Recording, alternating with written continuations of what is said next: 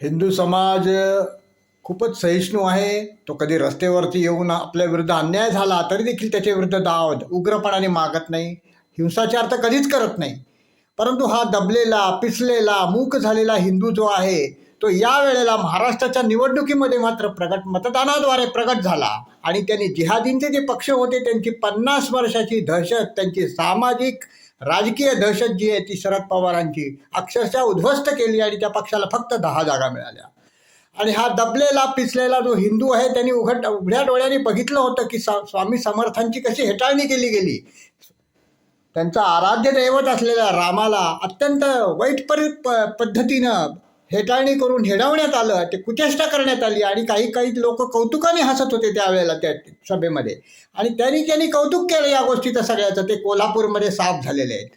हा सकल हिंदू समाजाचा आवेग आहे, हा सकल हिंदू समाजाचा आक्रोश आहे आणि सकल हिंदू समाजाचा एक क्षोभ आहे, प्रक्षोभ आहे की त्यांनी जाळून राष्ट्रवादी काँग्रेस नावाचा सगळ्यात मोठा जिहादी पक्ष, जातीजातींमध्ये भांडणं लावणारा सर्वात मोठा जिहादी पक्ष जो आहे तो निवडणुकीच्या माध्यमातून शांततेने भुईसपाट केलेला आहे.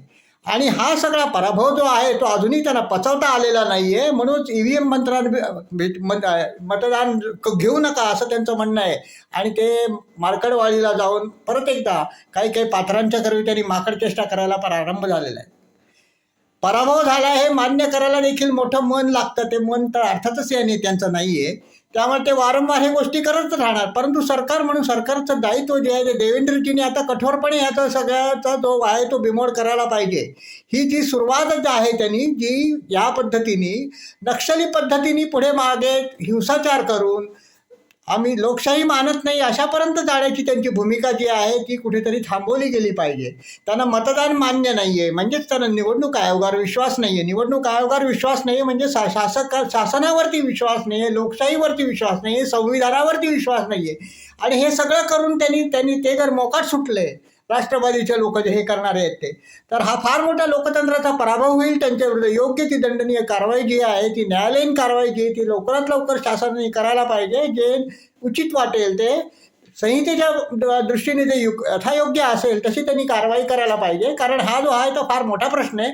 संविधान विरोधी भूमिका घेण्याचा हा प्रश्न आहे, यंत्रणेला न जुमानण्याचा हा प्रश्न आहे, लोकशाहीच्या विरोधामध्ये एखादी कृती करणं हा फार मोठा गुन्हा आहे.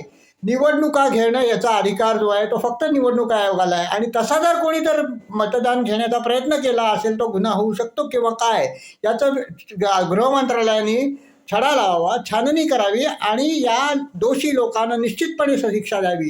हे जे लोण पसरण्याचा प्रयत्न आहे, परत एकदा पेटापेटी करण्याचा प्रयत्न आहे, ते कुठल्याही परिस्थितीमध्ये पेटवून देण्याचा त्यांचा डाव यशस्वी होऊ देता कामा नये.